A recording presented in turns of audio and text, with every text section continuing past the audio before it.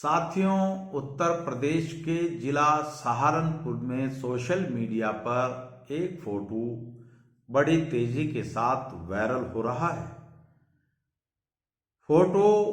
Viral करने के पीछे बेहद गंभीर मामला है। आपने देखा होगा कि बहुजन समाज पार्टी ने अभी हाल ही में 20 दिसंबर 2022 को एक प्रेस कॉन्फ्रेंस करके महानगर में अपने मेयर प्रत्याशी के उम्मीदवार की घोषणा की है और इसमें कांग्रेस से सपा और सपा से बसपा में गए इमरान मसूद की पत्नी श्रीमती सैमा मसूद के नाम की उन्होंने घोषणा की है। जिस वक्त ये घोषणा हो रही थी उस वक्त प्रेस कॉन्फ्रेंस में मंच पर अग्रिम पंक्ति में बहुजन समाज पार्टी के बड़े नेता शमसुद्दीन राइन, उत्तराखंड प्रदेश अध्यक्ष और पश्चिमी उत्तर प्रदेश के कोऑर्डिनेटर या जो भी पद उनके पास है नरेश गौतम जी, बहुजन समाज पार्टी के जिला अध्यक्ष जनेश्वर प्रसाद, पूर्व विधायक रविंद्र कुमार मोलू जी और यहाँ आपके सहारनपुर देहात पर बहुजन समाज पार्टी के प्रत्याशी रहे अजब सिंह समेत बहुजन समाज पार्टी के जितने भी वरिष्ठ और कनिष्ठ लोग थे वो सब मौजूद रहे और इन सब के बीच मंच पर मौजूद रहे बसपा के ही नेता इमरान मसूद और एक ऐसा नौजवान लड़का जो अभी राजनीति में बालिग भी नहीं हुआ, वो भी मंच पर अग्रिम पंक्ति में बैठा हुआ था। मगर अफसोस की बात यह है कि इन लोगों की प्रेस कॉन्फ्रेंस में जब मंच पर ये सब लोग पहली पंक्ति में आगे बैठे हुए थे तो पीछे कुछ लोग खड़े हुए थे और उन लोगों में भी फिर जो पंक्ति थी उसमें दो आदमी ऐसे खड़े हुए थे जो एक राजनीतिक दल में कुछ महीनों के लिए जिलाध्यक्ष रहा और एक बाकायदा एक ब्लॉक में संवैधानिक पद पर ब्लॉक प्रमुख रहा। ये दोनों ही लोग पिछड़े समाज से, पिछड़े मुसलमानों से ताल्लुक रखते हैं, क्योंकि आप लोगों ने देखा होगा कि गाड़ा, तेली, मुस्लिम, गुज्जर, अंसारी, इदरीसी, सलमानी, सैफी, रंगरेज, धोबी, कुरैशी, मंसूरी आदि जो बिरादरियां हैं ये जिला सहारनपुर में तकरीबन 95% है। यानी भारत का जो बहुजन मूल निवासी मुसलमान है उसमें 95% इस समाज के लोग हैं और 5% अदर के साथ ये 2500 वोट की तादाद रखने वाले मुट्ठी भर लोग हैं जो इन 95% लोगों के वोटों का सौदा राजनीतिक दलों के साथ समय समय पर करते रहते हैं। अब यहां मामला यह हुआ कि जिनकी साहब कांसीराम ने भी कहा था कि जिसकी जितनी संख्या भारी उसकी उतनी हिस्सेदारी, तो जो मुट्ठी भर लोग हैं वो तो मंच पर बैठे हैं,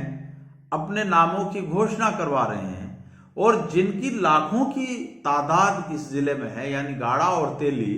ये दोनों ही बिरादरी के दो मजलूम लोग ये पीछे खड़े हैं और जो राजनीति में नया नया लड़का है, अभी बालिग भी नहीं हुआ एक तरीके से, वो मंच पर बैठा है। तो हमारे एक साथी हैं मुगल माजरा से शकील अहमद, पुराने पत्रकार हैं, बहुत सीनियर हैं, उन्होंने उस फोटो को सोशल मीडिया पर अपनी लगाया और लगा करके कहा कि मदद को कौन आता है यार मेरी, मदद को कौन आता है यार मेरी, मेरे ऊपर गिरी दीवार मेरी, मैं जिम्मेदार हूं खुद जिल्लतों का, मेरे पैरों में है दस्तार मेरी। ये उन्होंने सोशल मीडिया पर अपना वो फोटो लगाया जिसमें दो गाड़ा और तेली बिरादरी के दो मजलूम लोग पीछे खड़े हुए खामोशी के साथ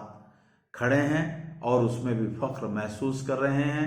उन्होंने ये भी लिखा कि ये जो बैकवर्ड मुसलमान है, पिछड़ा मुसलमान है, ये जो है सिर्फ दरी बिछाने, नारे लगाने, पोस्टर चिपकाने और मंचों पर गला फाड़ फाड़ कर इन लोगों की गुलामी करने के लिए ही शायद पैदा हुआ है। एक हमारे साथी हैं गुलजार सलमानी, पिछड़े वर्ग की लड़ाई वो भी लड़ रहे हैं, उन्होंने भी इन तमाम बातों को लेकर लिखा और उसके साथ उन्होंने अपनी फेसबुक वॉल पर भी लिखा कि जो ना दे हिस्सेदारी उसे करो हटाने की तैयारी, जो ना दे हिस्सेदारी उसे करो हटाने की तैयारी, जो देगा हिस्सेदारी उसकी करेंगे ताबेदारी। यानी उन्होंने साफ साफ कहा कि हम गाड़ा, तेली, मुस्लिम, गुज्जर, अंसारी, इदरीसी, सलमानी, सैफी, रंगरेज, धोबी, मंसूरी, कुरैशी आदि जो 95% मुसलमान हैं, इनको चाहिए कि जो मुट्ठी भर लोग हमारे ऊपर हुकूमत कर रहे हैं, जो मुट्ठी भर लोग जिनकी कोई अपनी आइडियोलॉजी नहीं है, कोई सोच नहीं है, इन ऐसे लोगों का जो हमारे वोटों की सौदागरी विभिन्न राजनीतिक दलों के नेताओं से करके हमारी नस्लों को तबाह और बर्बाद करने का काम कर रहे हैं, कि इनको हटाने की तैयारी करो और अपने अंदर से अपना लीडर पैदा करके राजनीति की मुख्य धारा में शामिल हो। क्योंकि राजनीति में बाबा साहब डॉक्टर अम्बेडकर ने भी कहा कि राजनीति में सक्रिय भागीदारी न लेने का मतलब है